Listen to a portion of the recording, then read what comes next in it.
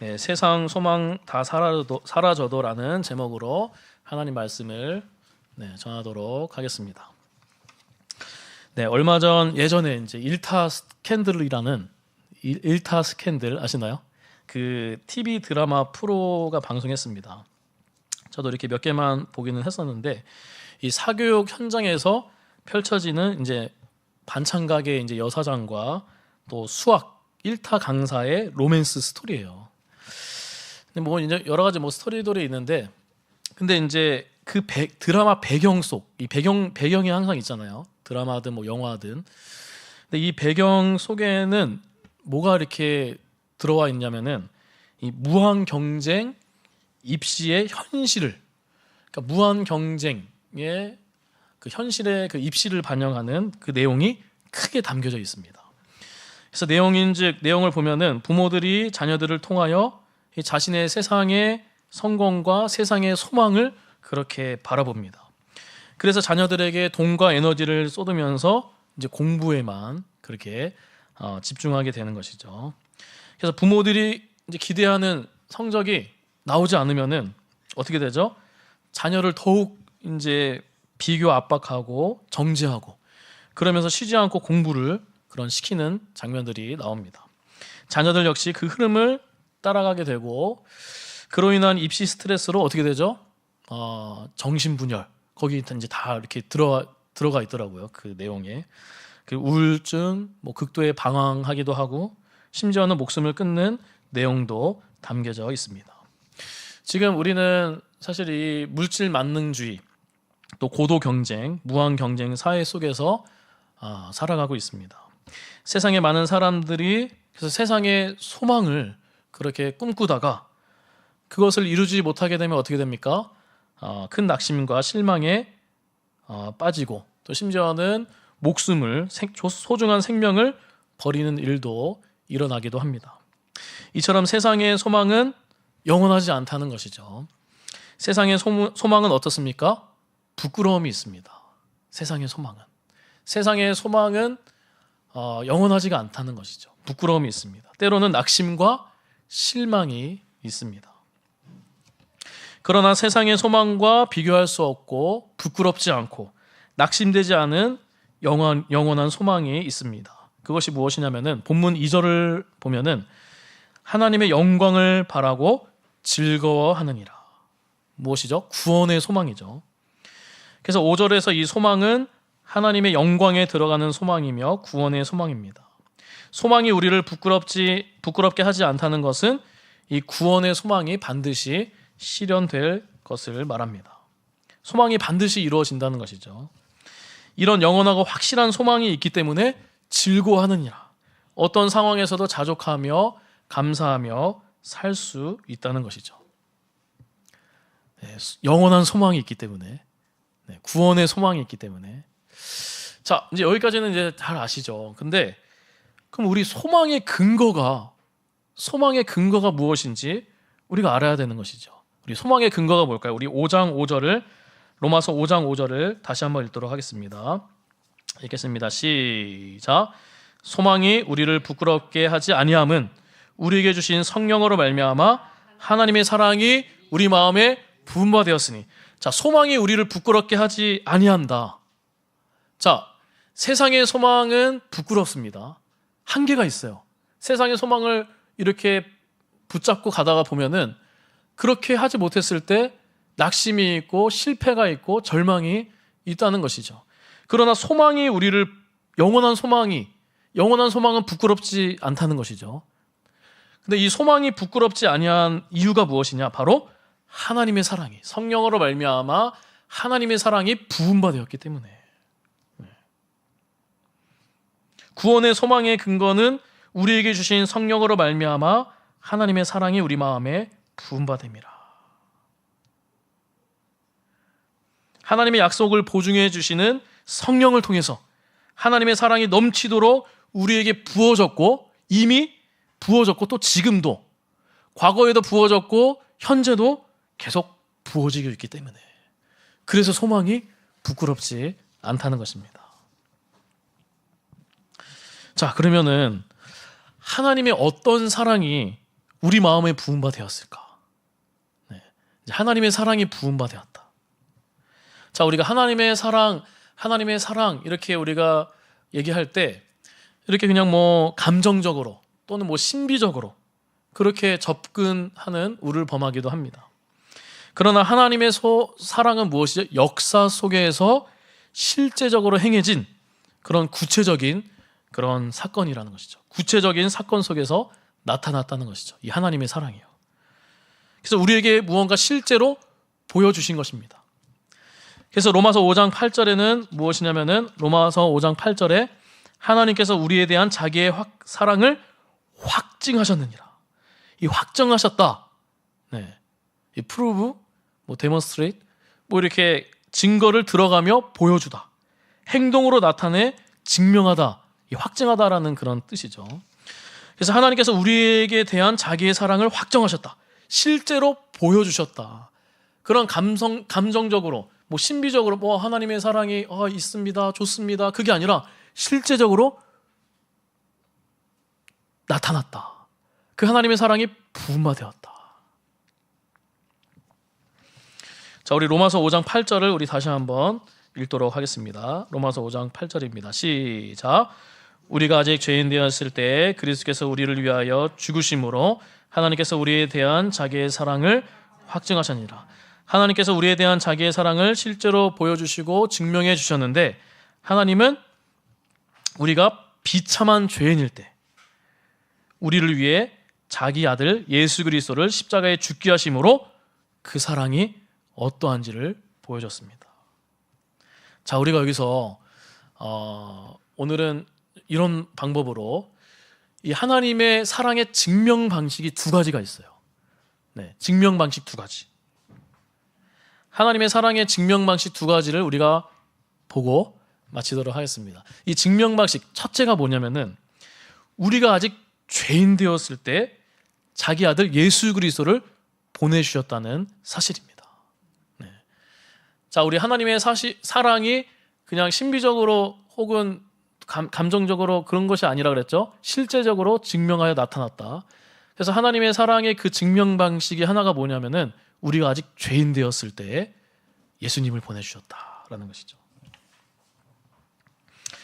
자, 하나님은 우리를 사랑하셨고 우리를 위해 자기 아들을 아끼지 아니하시고 이 십자가에서 죽게 하셨는데, 자, 우리는 도대체 누구였습니까? 저와 여러분들은 누구였습니까? 6절에 보면은 우리가 아직 연약할 때, 8절에 보면은 우리가 아직 죄인 되었을 때, 10절에 우리가 원수 되었을 때, 바로 죄인이라는 사실입니다. 이것을 우리가 기억해야 되는 것이죠. 네. 자, 죄는 무엇입니까, 여러분들? 죄. 네. 죄송합니다. 자, 우리 죄. 자, 죄를 한번 생각해 보세요, 우리. 죄가 있구나. 뭐 누구를 미워하고 어쨌든 율법에 또 있는 것이죠. 분노하고 판단하고 거짓말하고 뭐 도적질하고 간음하는 여러 가지 그런 죄들이 있죠, 그렇죠? 자, 여러분들 우리가 이제 여러 가지 죄들이 있죠. 네, 무단횡단도 죄인가요? 여러 가지 죄들이 있어요. 네, 마음에 품는 죄도 있고. 자, 그런데 이런 죄를 지었다고, 저는 예전에 그래요. 이런 죄를 지었다고 인류가 영원한 지옥으로 간다. 야, 너 죄인이야. 그런데 불신지옥. 죄인이기 때문에 지옥 간다. 갑자기 이렇게 얘기해버리면은, 야, 이거 갑자기 힘들지 않나요? 전 되게 힘들었었는데. 이해하고 설명하기가 참 어려운 것이죠. 자, 성경에서 죄에 대해서 얘기했을 때는 저기서부터 끄집어내야 되는 거예요. 저기 근원. 네. 저기서부터 끄집어와서 마지막에 도달하는 게 무엇이냐? 바로 미움, 무정함, 분노, 음란하며 이런 것들이 나오는 것입니다. 자, 어디서부터 나오는 것이냐? 하나님께 영광 돌리지 않았다. 네. 하나님 대신에 저 썩어질 것들을 영원한 하나님의 영광과 바꾸어 버렸다. 여기서부터 이제 가지고 오는 것입니다. 이 죄의 죄의 본질을 알아야 된다는 것입니다. 원죄를 알아야 되는 것이죠. 그리고 이 원죄의 마지막은 육체적 사망, 또 그 후에 영원한 사망이 있다는 것입니다. 자, 모든 사람은 이 원죄를 가지고 태어납니다. 자, 어떻게 원죄가 여러분들, 원죄가 우리에게 있는 것일까? 자, 사람을 창조하기 위해서 하나님이 천지를 창조하셨습니다. 자, 사람을 창조하기 위해서, 사람을 이렇게 좋게 하기 위해서 거주 공간을 만들어 주셨죠. 아주 순서대로 나와 있습니다. 털을 만들고 그 위에 무언가를 놓으시고 바다를 만들고 물고기를 만드셨습니다. 자, 물고기를 먼저 만들면 어떻게 되죠? 안 되죠. 거주 공간을 만들어 주셨습니다. 이 모든 바다, 물고기, 땅, 하늘, 모든 것들, 모든 생물들을 다 주신 것은 누구를 위해서죠? 우리를 위해서, 사람을 위해서 그렇게 한 것입니다. 그런데다가 이 최고의 환경, 정말 이 공기도 그렇고 미세먼지도 없었겠죠.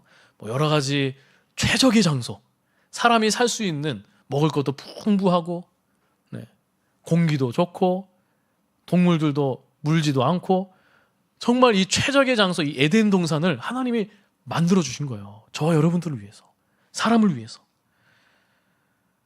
그리고 또 뭐라고 하죠? 다 먹으라, 마음껏 먹어라. 그러나 다만 동산 중앙에 둔 선악을 알게 하는 나무의 열매만은 먹지 말라. 먹는 날에는 반드시 죽을 것이다. 이 선악을 알게 하는 나무의 열매를 주신 것도 은혜입니다. 인격적으로 그냥 로봇처럼 그렇게 그냥 너는 일로 가, 절로 가, 이렇게 강제적으로 강요하면서 만들지 않고 그냥 자유의지를 주시고, 그리고 하나님을 이 선악을 알게 나무의 열매를 두셨다는 것은, 내가 이 나무를 보면서 하나님이 창조주 하나님이시구나, 나는 피조물이구나, 그렇게 또 하나님을 찬양할 수 있도록 또 만들어 주신 것입니다.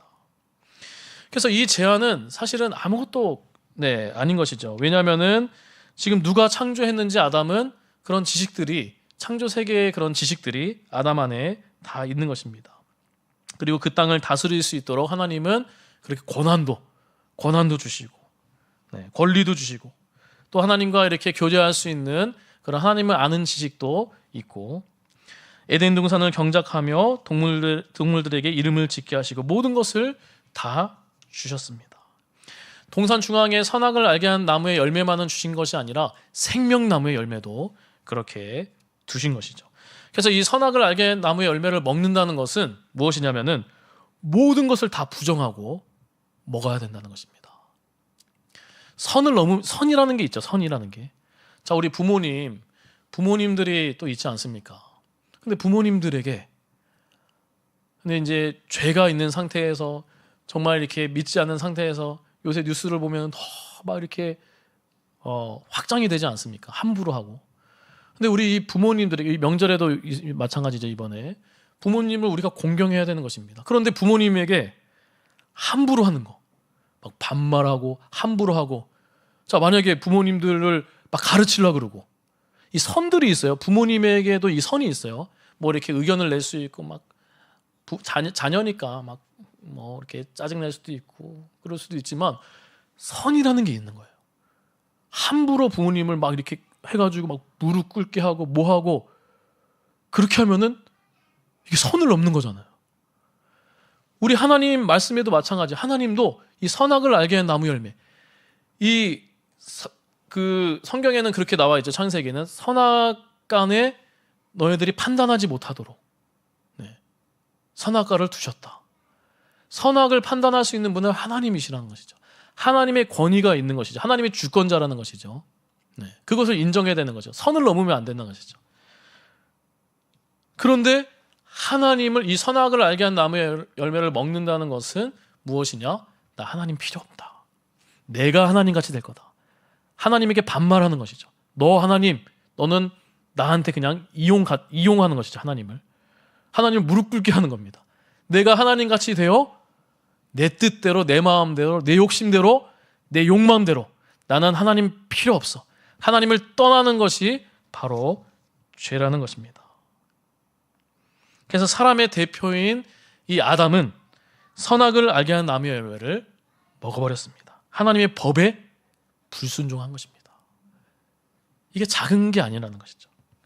아담은 그토록 큰 은혜를 받았음에도 불구하고 창조세계 사람 자체를 위해서 거중 공간을 그렇게 만들어주시고 최적의 장소인 에덴 동산을 만들어주시고 여러 가지 지식들, 권한도 주시고 왕으로서의 그런 다스릴 수 있는 생육하고 번성하고 다스릴 수 있는 권한도 주시고 많은 것들을 허락해 주셨음에도 불구하고 그렇게 하나님의 법을 어기고 불순종하고 하나님의 크고 첫째 되는 계명을 어기는 것입니다. 선을 넘는 것입니다. 내가 선악을 판단할 것이다. 내가 하나님같이 되어 내 뜻대로 내 마음대로 내 욕심대로 나 하나님의 영광 필요 없다. 독립적으로 살 것이다. 사사기에는 그게 있죠. 자기의 소견대로 살 것이다. 내 소견대로 살 것이다. 이렇게 아담의 불순종으로 죄가 세상에 들어오고 죄로 말미암아 사망이 들어왔습니다. 그리고 아담에 있는 모든 사람도 죄를 범한 것이고 사망이 모든 사람에게 이른 것입니다. 성경에는 이렇게 되어 있죠. 모든 사람이 죄를 범하였음에 하나님의 영광에 이르지 못하다니. 모두 죄인이라고 했습니다. 이것은 원죄, 죄일시, 아담에게 물려받은 죄, 또 스스로 짓는 죄도 있지만 어쨌든 원죄가 있기 때문입니다. 자, 그러면서 이 죄는 점점 자라나는 거예요. 음모와 거짓을 행하고 분노와 폭력이 심해지고 쾌락과 자기 욕망을 쫓아 살아갑니다. 죄가 죄인 줄 모르고 죄를 지어도 죄책감 없이 그렇게 당당하게 살아갑니다. 하나님 없이, 하나님의 말씀 없이 살 수 있다고 하고 하나님을 부정하고 저주하고 내가 우상이 되어 내 중심적으로, 자기 중심적으로 그렇게 살아가게 됩니다.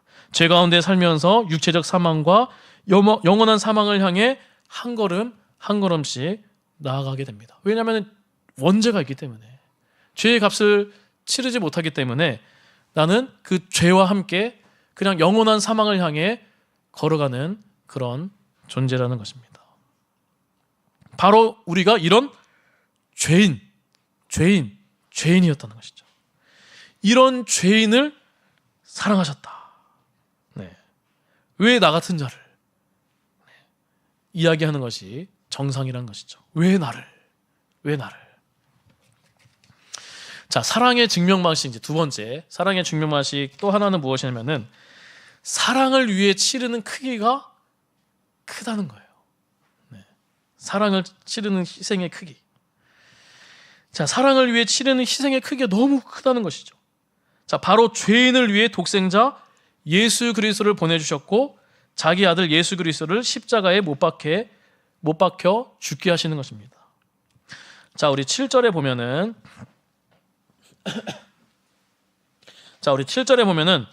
의인을 위하여 죽는 자가 쉽지 않다고 합니다. 자, 의인은 다른 사람의 존경을 받을 정도로 올바른 행동을 하는 사람입니다. 자, 의인을 위하여 죽는 자가 쉽지 않다.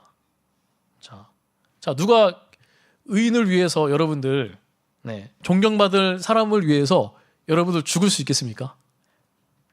간혹 있겠죠, 간혹. 자, 여러분들 어떤 선생님을 위해서 주은이는 우리 박수현 선생님 위해서 죽을 수 있겠어요? 우리가 쉽지가 않다는 거예요. 존경할 만한 선생님이 있지만, 존경할 만한 사람이 있지만 그 사람을 위해서 죽는다? 쉽지 않죠. 자, 선인을 위하여 용감히 죽는 자가 혹 있거니와. 자, 우리 7절에 있어요. 선인을 위하여 용감히 죽는 자가 혹 있거니와. 자, 선인은 무엇이냐면 다른 사람의 존경을 받는 것을 능가하는, 다른 사람의 사랑을 받을 정도로 가장 끌림이 있는 사람입니다. 자기에게 유익을 끼치는 부모라든가 자식이라든가 정말 이 전우회 막 이런 게 있잖아요. 그래서 그 사람을 위해서, 자녀를 위해서 용감히 죽는 자도 혹 있거니와. 쉽지가 않습니다, 이것도. 그렇죠? 이 모성애라는 게 또 있어서 확 이렇게 죽을 수는 있을 수 있어요. 죽으리라. 전우를 위해서 죽으리라. 군대에 그런 게 있잖아요. 있어요. 근데 쉽지는 않아요. 혹 있거니와. 자, 그런데 죄인을 위해, 자 여러분들 질문한 죄인을 위해서 죽을 수 있겠습니까? 의인을 위해서도 쉽지 않지만 또 무엇이 선인을 위해서도 혹 있는데 여러분들 죄인을 위해서 죽을 수 있겠습니까? 자 예를 들어서 법정에서 재판이 막 열리고 있어요. 재판을 받게 되는 피고인은 수많은 범죄를 저질렀어요.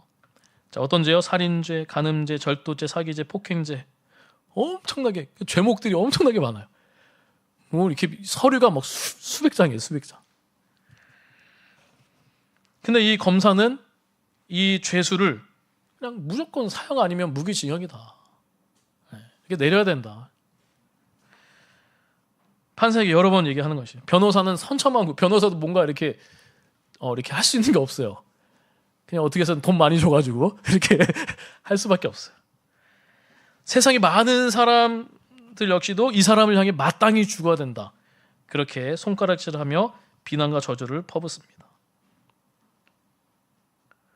자, 만약에 죄 없는 자가 그 죄인을 대신할 수 있는 그런 제도가 있어요. 죄 없는 자가 어떻게 뭐 해결할 수 없잖아요. 그 죄목에 대한 그 형벌, 만약에 사형이에요. 무기징역이에요. 근데 어떤 죄 없는 자가 와가지고 이렇게 와가지고 그 사람이 죽으면은 그 죄목과 그 형벌이 사라진대요. 그런 제도가 있다면, 자 이런 제도가 있어요. 그러면 그 죄인을 위해서 여러분들 소중한 자녀를 보낼 수 있겠습니까? 죄인을 위해서 소중한 자녀를 죽게 보낼 수 있겠습니까? 죽도록. 자, 우리 요한일서 4장 9절에서 10절 우리 화면을 보면서 우리 PPT가 있는데 한번 읽도록 하겠습니다. 읽겠습니다. 시작. 하나님의 사랑이 우리에게 이렇게 나타난 바 되었으니 하나님이 자기의 독생자를 세상에 보내시는 그로 말미암아 우리를 사랑하심이라. 사랑은 여기 있으니 우리가 하나님을 사랑한 것이 아니고 하나님이 우리를 사랑하사 우리 죄를 속하기 위하여 화목제물로 그 아들을 보내셨습니다. 아멘. 하나님의 희생의 크기가 크다 그랬죠. 우리 두 번째 증명받이 하나님의 사랑은 우리가 아직 죄인 되었을 때 죄인이었을 때에 그의 아들을 보내신 것입니다. 하나님이 우리를 사랑하사 우리 죄를 속하기 위하여 화목제물로 그 아들을 보내셨다는 것입니다. 그리스도께서 우리를 위하여 죽으심으로 그리스도께서 저와 여러분을 위해서 십자가의 길을 걸어가신 것입니다. 죄 없으신 예수님은 배신과 거짓 증언에 의해 십자가 사형 선고를 당하셨습니다. 믿었던 사람에게 우리가 사기를 당하거나 배신을 당했을 때 얼마나 정신적으로도 여러모로 힘들겠습니까? 자신은 죄를 짓거나 잘못하지도 않았는데 여러 거짓 증언으로 인해서 자신에게 누명을 씌워서 또 그 소문에 의해서 모욕을 당했을 때 얼마나 힘들었겠습니까? 형이 확정된 후에 예수님은 눈이 가려진 채로 비겁한 자들에 의해서 조롱당하며 침뱉음을 당하시고 뺨도 맞으시고 무자비에게 구타당하셨습니다. 그리고 수치스럽게 발가벗김을 당하시면서 채찍질을 당하셨습니다. 자, 여러분들 발가벗김을 당하고 많은 사람들 앞에서 채찍질을 받는다. 생각해 보셨나요?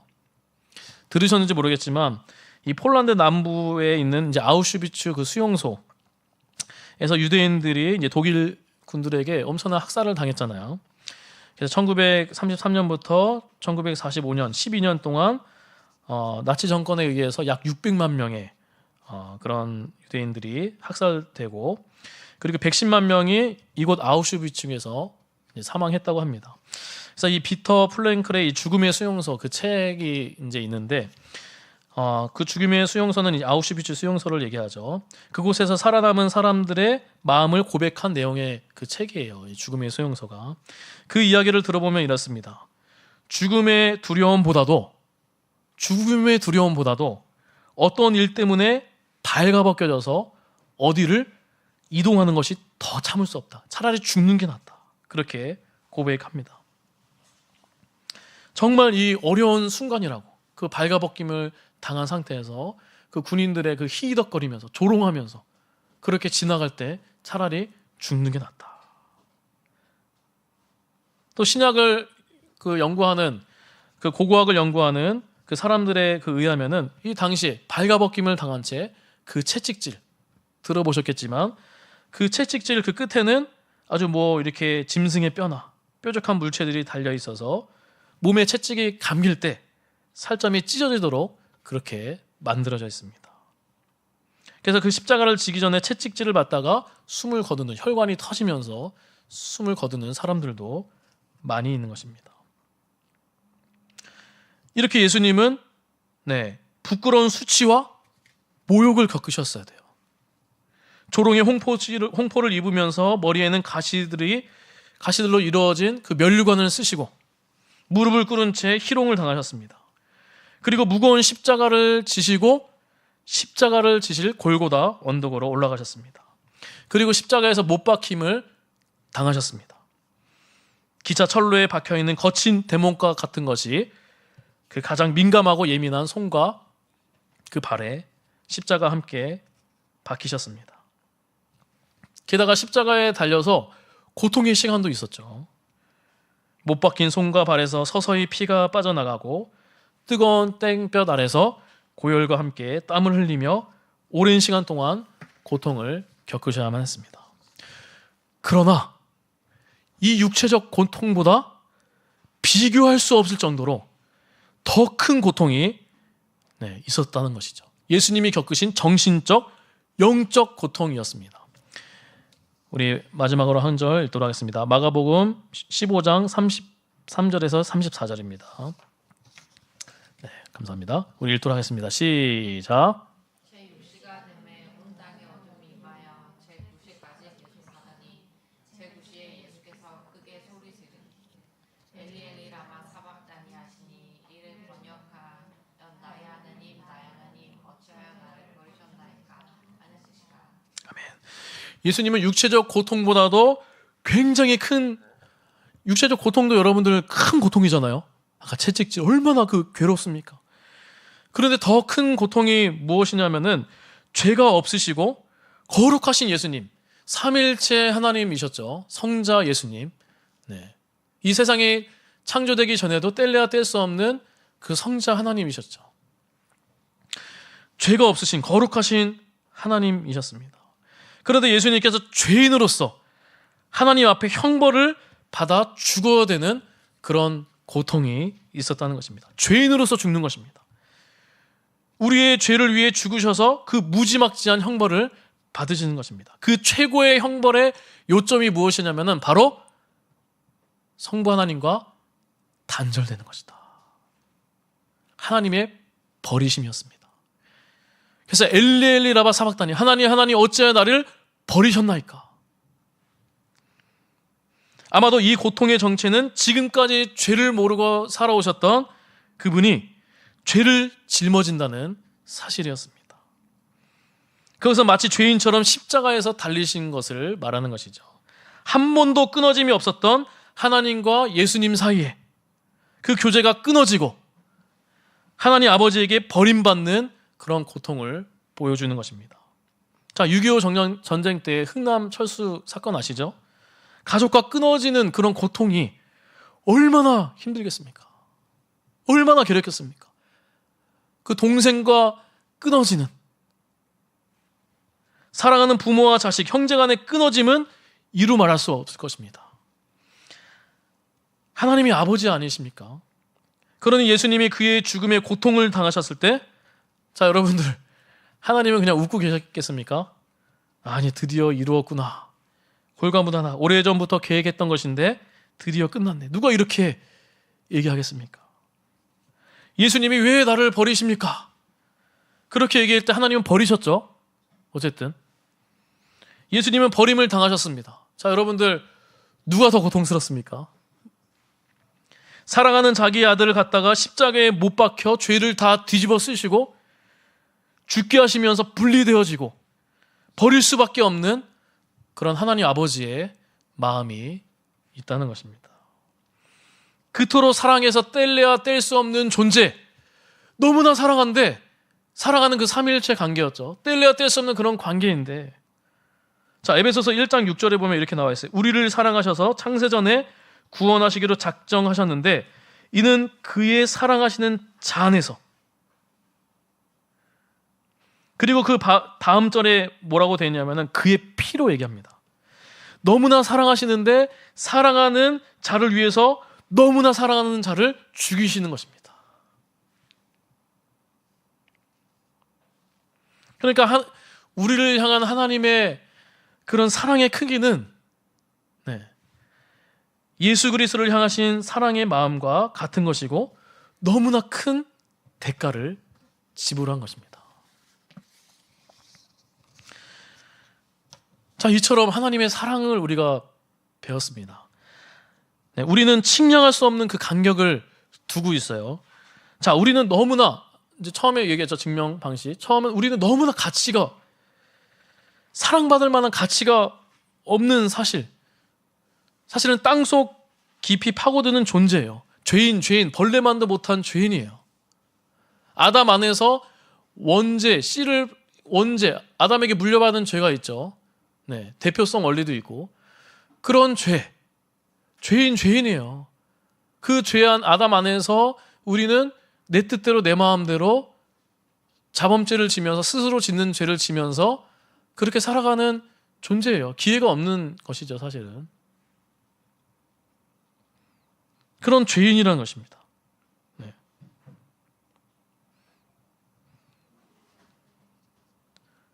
그런데 하나님의 사랑의 이 희생의 크기, 이 희생은 어마어마하다는 것입니다. 그냥 단순히 예수님이 우리를 위해서 죽으셨어, 부활하셨어, 그게 아니라는 것이죠. 이 사랑의 희생의 크기는 그냥 아니죠. 그냥 죽으셨다. 죄인으로서 죽으시고 이 정말 육체적 고통 이상의 정신적, 영적인 고통, 그런 희생의 크기가 있는 것이죠. 자, 우리 죄인이에요, 죄인. 이게 막 깊어요. 근데 하나님의 사랑의 크기도 이만해요. 점점 넓어져요. 이렇게 넓어질 거 아니에요? 이 두 가지 증명 방식을 했을 때 이렇게 넘어지는데 이 하나님의 사랑이 우리에게 부음받았다. 부음받은 거. 이 광대하신 사랑이죠. 이 넓이를 봤을 때 어마어마하다는 것입니다.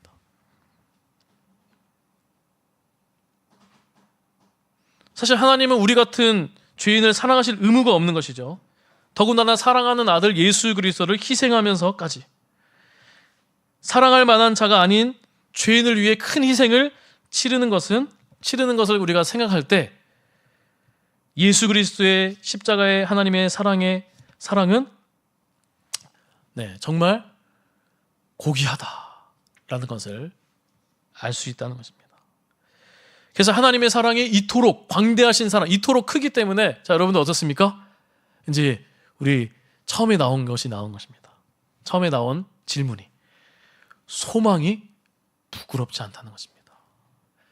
우리의 소망이 부끄럽지 않은 것이 무엇입니까? 성령으로 말미암아 하나님의 사랑이 부음받았기 때문에 우리의 소망이 부끄럽지 않은 거예요. 소망의 근거가 있는 것이죠.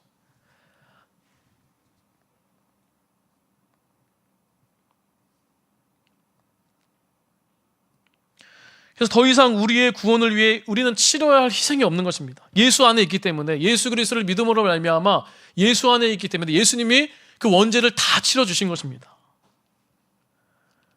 그래서 우리는 의롭다함을 얻었고 예수 그리스도의 십자가 대속적 죽음의 효력은 영원하다는 것입니다.